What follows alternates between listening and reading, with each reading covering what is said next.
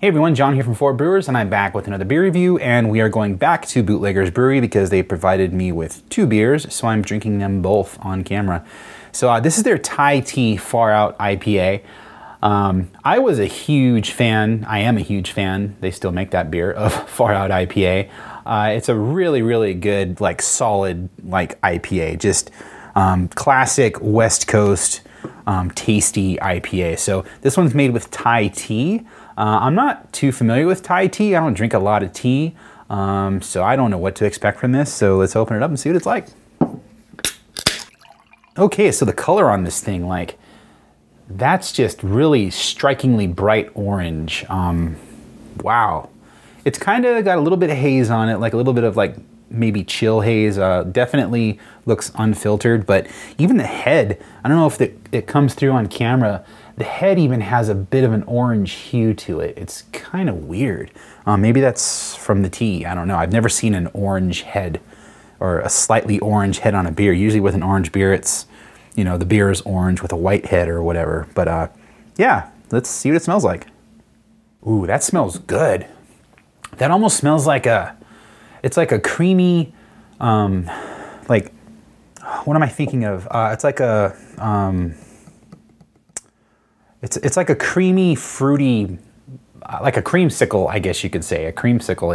It's got like a soft kind of creamy aroma. I don't know if that makes sense, but when I say that, it's an actual thing like I feel when I smell a beer that smells like that. Like I start tasting like a soft, creamy thing. Like if I smell a beer that smells like frosting, I start thinking of soft and frosting because frosting, generally speaking, is soft. And that's what I get from this. It smells soft. It doesn't smell harsh and like overly bitter. It's not overpowering with hops, but it smells creamy, as weird as that sounds. But it's also backed up by like a nice like citrus aroma too, like a citrusy, creamy thing. So it smells really good. Like I could smell this beer all day long. So let's see what it tastes like. That's good. So what I expected when I smelled this was kind of like a milkshake IPA thing, even though I know that's not what this is. It's a West Coast IPA made with tea. That's what I expected, and I kind of got that. Like, it's got a nice soft mouthfeel. The citrus is there, the creaminess is there. It definitely finishes dry, and it's not nearly as sweet as like a milkshake IPA would be. But the bitterness on this really kind of cuts through all that. That's how you know it's a West Coast IPA.